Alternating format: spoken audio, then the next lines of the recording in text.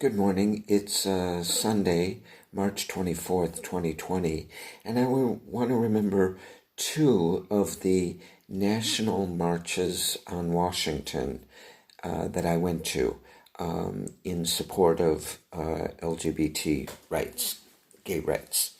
The first one was in October of 1987, and I was in Chicago, and that was the second large national march on Washington. There had been the first historic one was in 1979, but the one in 1987 was especially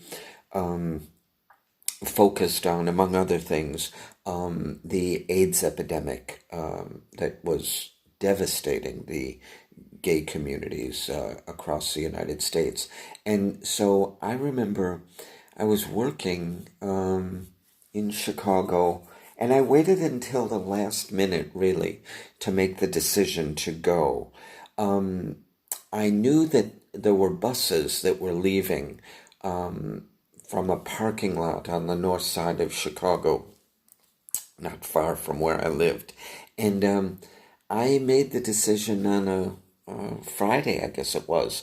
And I went up and I bought a bus ticket, for the march. I didn't know where I was going to stay. And I shared that with people on the bus. And this one guy said, "Oh, I've got a place to stay. You can, you're welcome to stay with us, in Washington." Okay. So it was wonderful. And being a part of 250,000 people or more.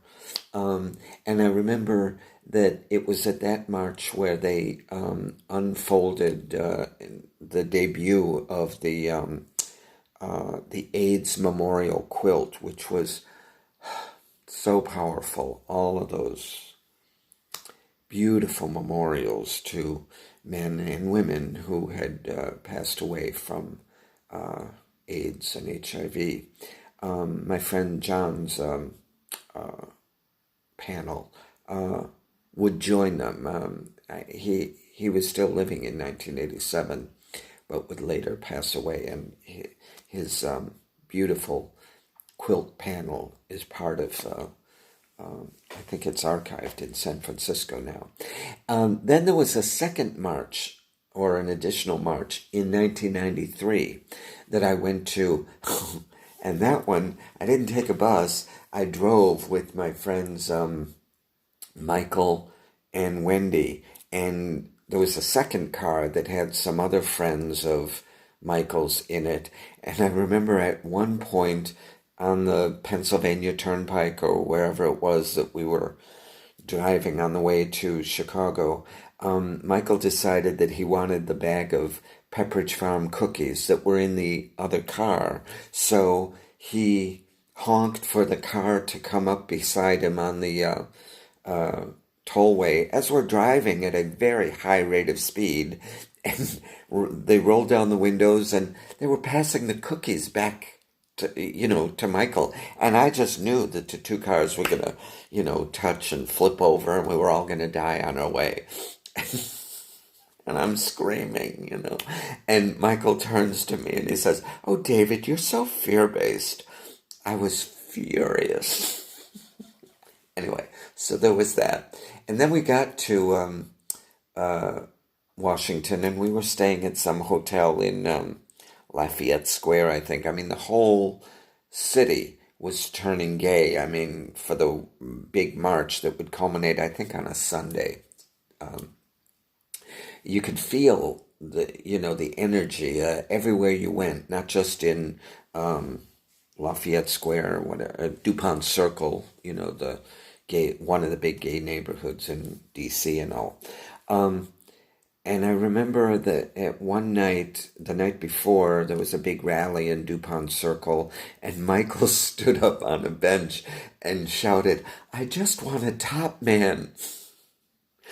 And then he steps down off the bench, and these guys started coming up to him. "Hi, I'm Rick. Hi, I'm John." Just goes to show the value of putting it out there into the universe and all. And then the day of the march, uh, we went to, I think it's in Washington, D.C. There's a subway, and the entrance to the subway, I think it's at the National Zoo, and it's a very, very long escalator. I mean, down into the DC subway system, and we're on the down escalator, and it's very crowded. People all over assembling for the march, and Michael from the escalator, he shouts and he points, "Look, there's Connie Chung." There was no Connie Chung, and everybody looks. And the guy behind Michael taps him on the shoulder and says, "You're bad." But that was Michael. Um, we had a wonderful time at that March on Washington, and so those are my memories. Be fabulous.